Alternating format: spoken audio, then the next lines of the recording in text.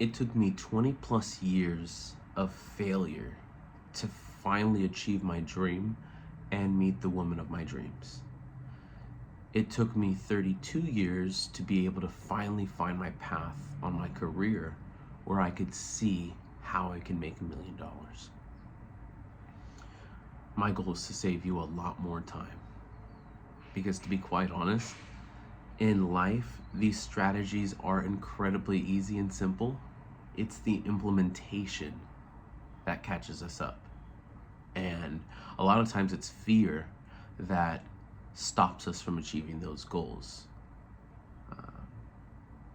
We want to control everything. And if we can't control the outcome, sometimes it makes us stumble. And it took me having to jump out of a plane to realize I have no control and it's all in God's hands. And so I'm going to share my experience on this journey, and hopefully you don't have to go through such extremes. Now, I grew up on Disney movies, R&B music, and boy bands. And a common theme in all of those is the love story. My first passion was woman. Maybe it was all of those things that influenced me. Maybe it was growing up a bastard whose parents were never together. It was a one-night stand sort of thing, and my parents never loved each other. In fact, it was 18 years of battles and custody, and story for another time. But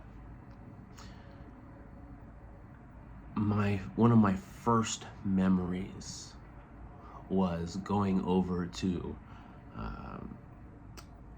one of my uncle's houses, or basically my dad was a kid growing up when he had me, and he had just a group of friends, and those were my uncles, and those guys basically raised me. I guess one of them had a daughter around my age, and I thought she was a pretty girl, and I remember putting my head on her lap, and I think that was the first time I was like, oh yeah, I want this.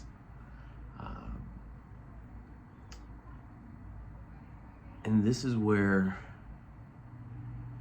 so early in the journey, I actually made a critical mistake, and that would put me on a completely different trajectory for my entire life. So again, one of my earliest memories was one of my uncles asking, hey Topher, do you like girls yet? And I don't know what it was. Maybe it was because all the adults were around, but I froze up. And I thought maybe he was asking because I wasn't supposed to like girls yet. And so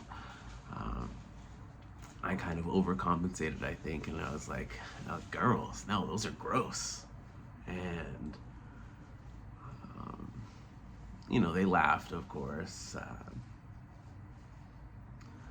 The problem with that, as innocent as that was, I never knew when to tell anybody that, hey guys, I like girls, how do we help me out? And here's the thing, thinking back on it, these are guys that were hosting parties and at clubs, and let's just say, if I told them my passion was learning how to find a girl, I could have learned the skills on how to do that very easy back then. Instead, I have to go through life, I feel like, on my own. I have to try to figure out how to navigate my own self-worth, and what love looks like, and what kind of lessons to learn. And you know, dads, I think, are always kind of insecure as well, always looking for signs. It's like, oh wait, oh yeah, that boy a little sweet. And so quite the opposite, obviously. But I could have asked for help then, and that's big lesson number one. Because quite honest, I wasted like 20 years of birthday wishes every year, just using that candle wish, like, this is what I want, this is what I want, I want to meet her, I want to meet her.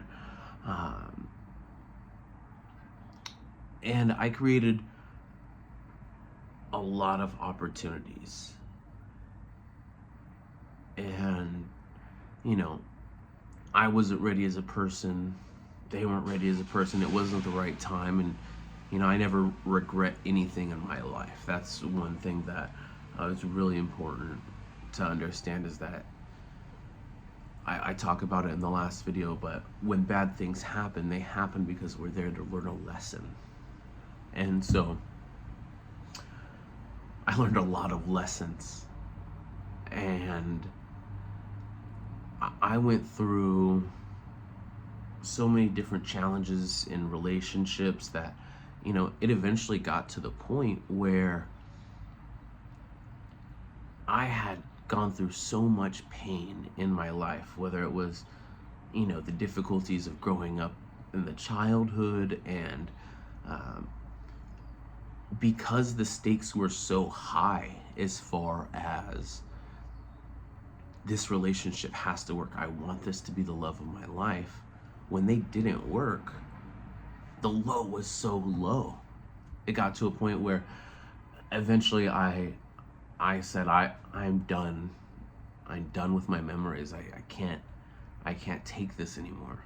And so it was around sophomore year or junior year that I wrote down everything I could remember and said, I'm done. I let it go. And my memories like disappeared. And I kind of entered like my villain era, if you will. And that's a story for a different time. But there was points where I was already kind of like dissociating from this life, and you know, I was like a shell of a person. And so I talk about it in my original video, but it wasn't until my brother passed away that I kind of woke up and like snapped back into reality. And, you know, through time, I found God, and realized that we're not just wandering around on this earth, and I don't need to try to rule the world. I just need to make a positive impact on people. And by doing that, I found my purpose. And when you find your purpose, birds of a feather flock together.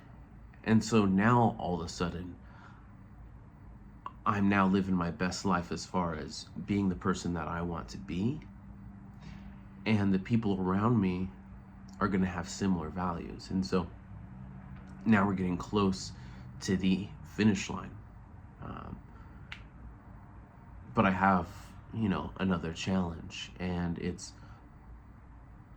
whether I want to live a comfortable life or whether I want to take a chance at a comfortable, fulfilling life.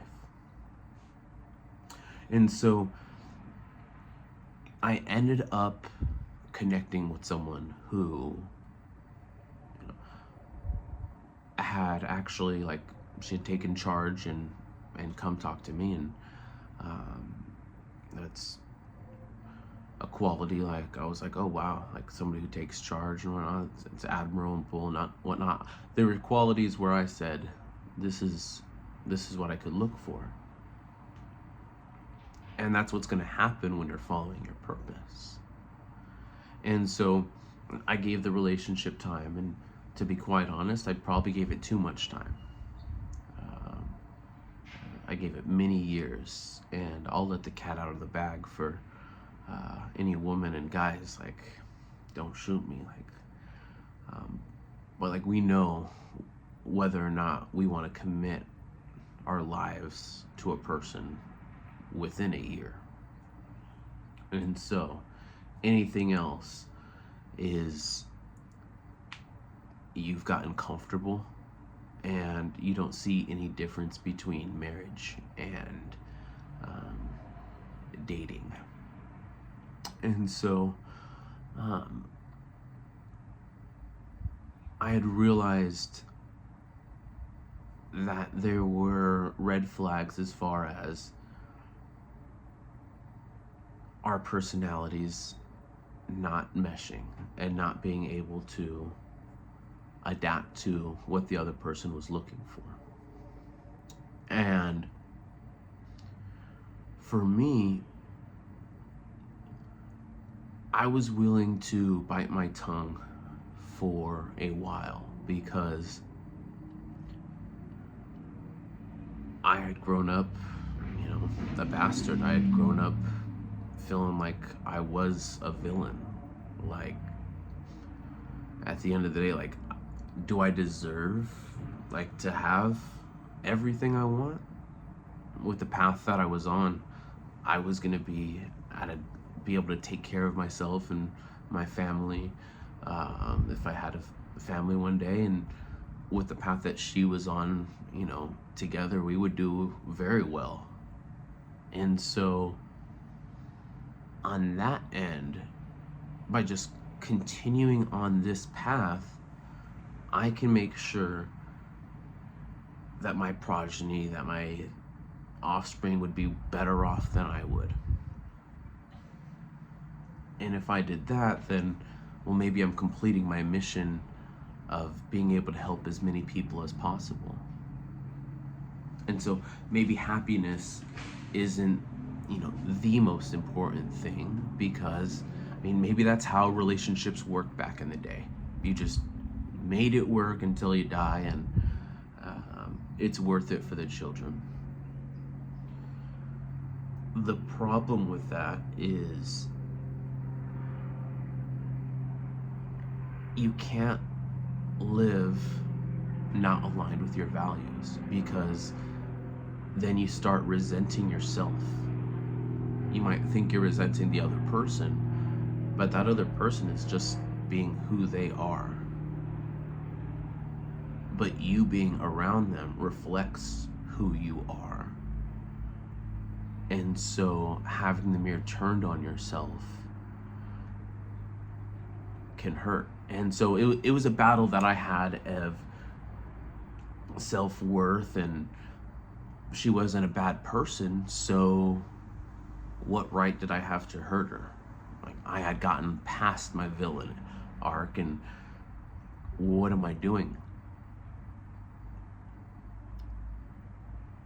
But to me, freedom, personal freedom, is one of the most important things. Maybe it was watching Braveheart growing up, but I would give my life over my freedom. This life is so short, and I'm not saying I would waste my life. I'm not saying anything crazy like that, but it's important not to let life and crazy circumstances put you in a box, because that's just fear. And there was a time where I went through conspiracy theories of, oh my gosh, do these powerful families control the world, and these factions, and are they trying to turn us into AI cyborgs, or mess with our genetic blah blah blahs? Sure. Say all of it is true. What are you going to do about it? Even if you go riot, okay, then you're an insurgent. And then, what happens to those people. So, um, there's one way to freedom. And now I'm getting really off topic. But the only way to be free is, like, first of all, to just realize there's one God. You can serve that God. And once you do that, you're going to take actions that align with your purpose. And so, long story short, on the relationship, I decided to end it. It wouldn't work out. And, for her part, she ended up married and with children. She's happy, and, mashallah. And me, I'm so freaking blessed, because shortly after that, I meet the love of my life. And so, another time where, she actually initiated it, but the work that has to go into it has to be 100% on both ends. And I am blessed, guys. I have no right to be with my wife. Born across the country, her family comes from Afghanistan generations back. You can't even count the generations. Yet somehow I was able to meet this girl who comes from a culture where arranged marriages are the norm. And she's beautiful. Mashallah, mashallah, mashallah. And I'm her first,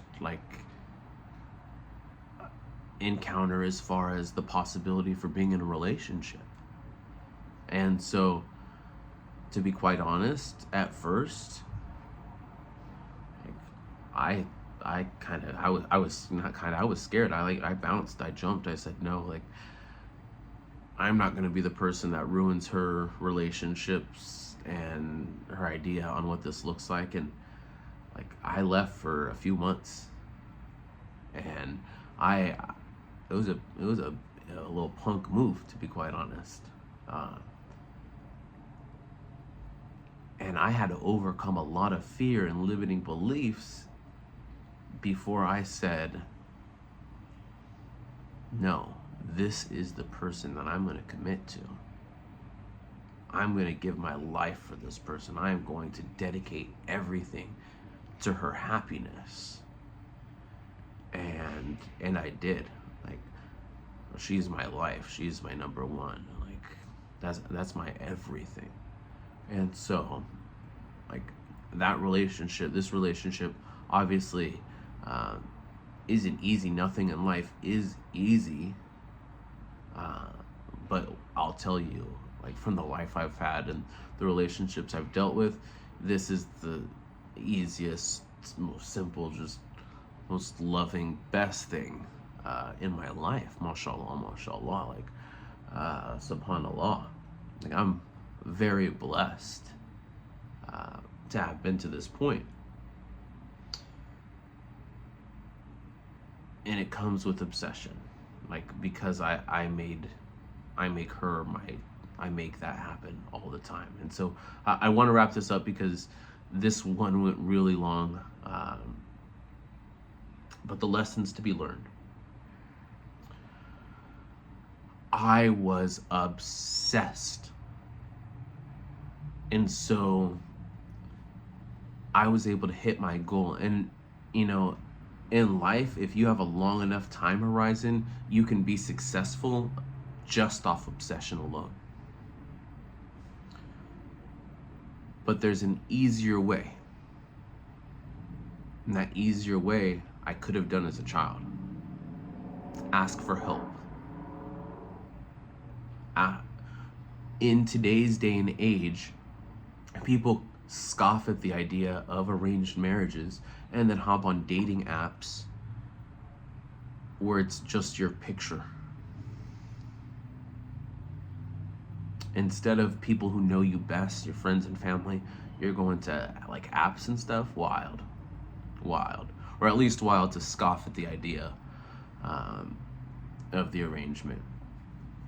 Obviously, what if you don't have those kind of networks and community? Well, then you go find a community. Then you go follow a passion, because birds of a feather are going to flock together. And maybe those people who are around you, like maybe one of those people isn't your partner, but maybe they know someone. But you're going to start creating more opportunities to find that partner.